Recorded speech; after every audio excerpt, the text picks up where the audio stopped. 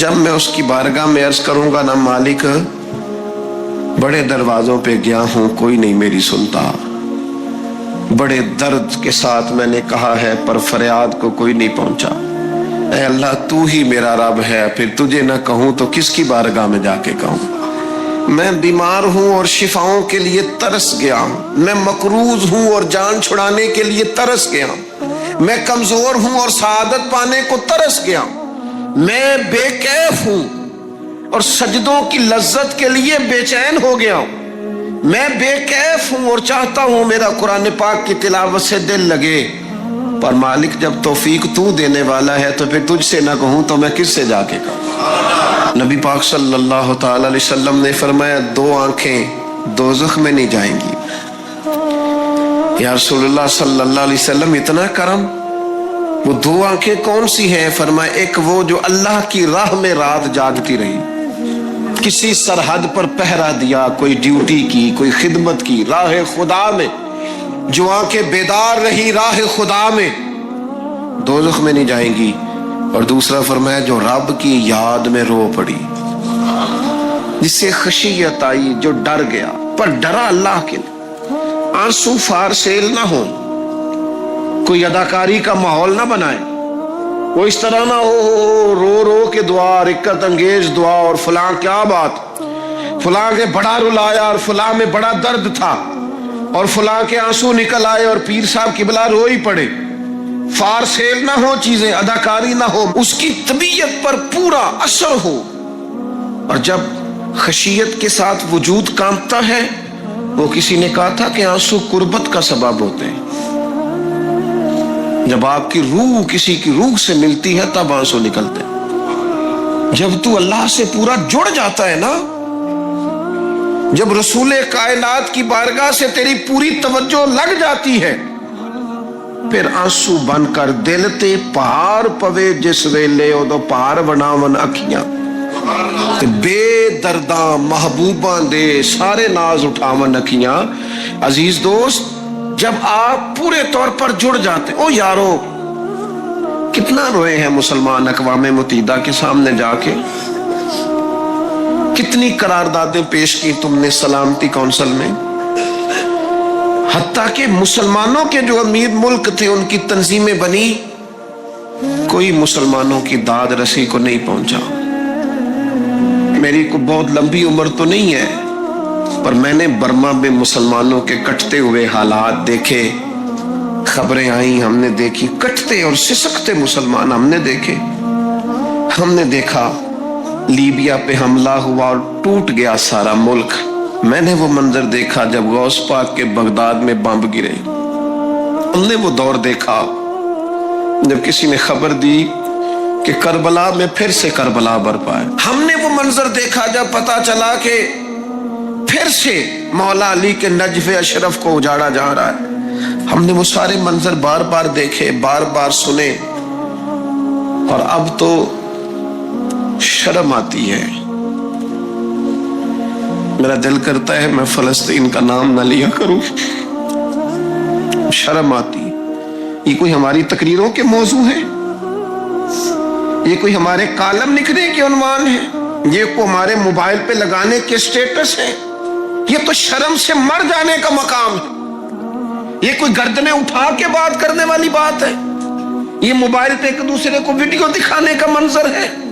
رمضانوں میں، شاموں میں اپنے اپنے بچوں کو سینوں سے لگا کے افطاریاں کرانے والوں اور بچوں سے پوچھنے والوں کہ پتر تو کی کھانا ہے، اس سے پوچھ لے اس کی مرضی کیا ہے۔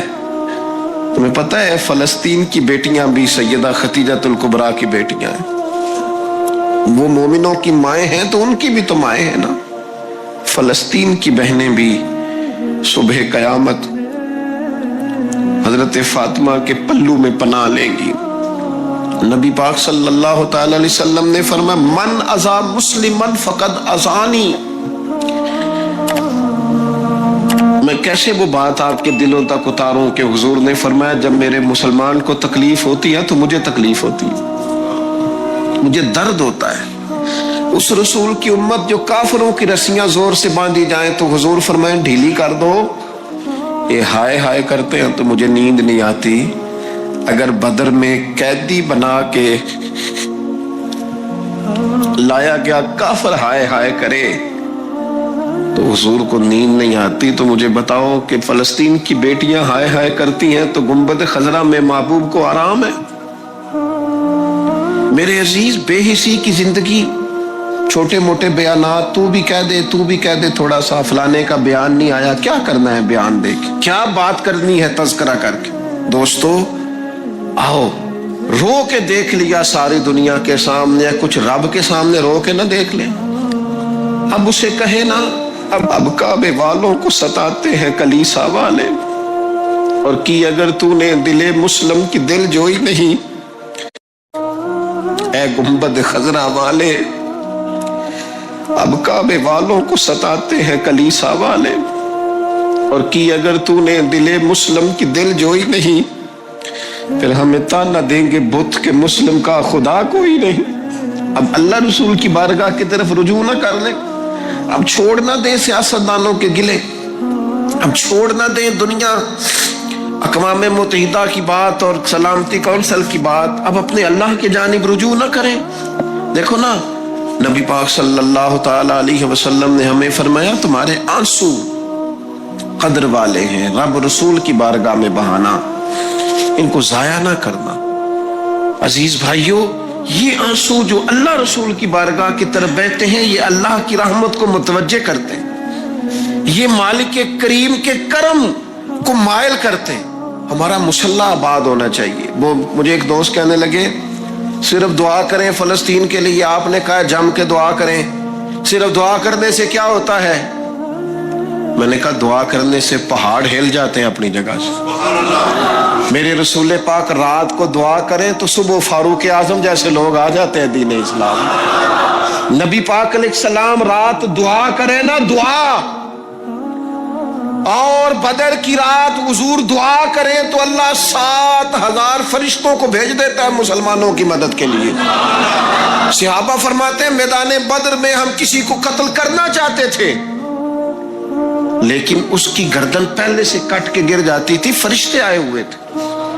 آج ہمارے ساتھ اللہ کی مدد ناراض ہو گئی ہے، ہم سے رب کی مدد ناراض ہے.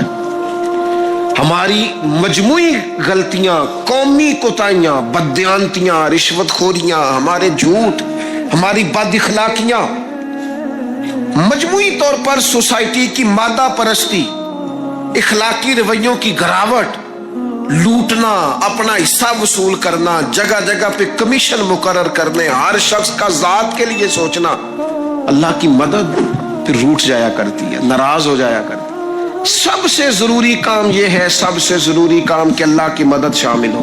سب سے. ایک صحابی تھے، ایک جگہ انہیں شہید کیا جا رہا تھا، تو کافر چاہتے تھے کہ ہم ان کی لاش کو معاذ اللہ ثم معاذ اللہ بے حرمتی کریں. انہوں نے عرض کی مالک تو میرا مددگار ہے، اس بیابان جنگل میں میری مدد کرنا.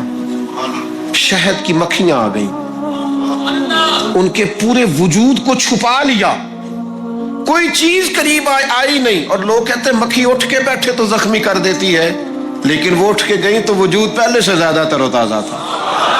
اللہ نے محفوظ کر لیا وجود ان لوگوں کا، اللہ نے حفاظت فرمائی، اللہ کی مدد شامل تھی. اللہ کی مدد. ایٹم بم تم نے بنا لیے، ہتھیار تم نے سجا لیے، دولتیں تم نے جمع کر لی، بڑے بڑے تم نے ادارے قائم کیے. اب ایک کوشش اور بھی کرو، رب رسول کی بارگاہ میں رو تاکہ تمہیں اللہ کی مدد بھی ملے، تمہارے اندر حوصلہ بھی پیدا ہو، تمہارے اندر شعور بھی بلند ہو، اپنی ذات سے اٹھ کر سوچنے کی تمہیں طاقت بھی میسر آئے.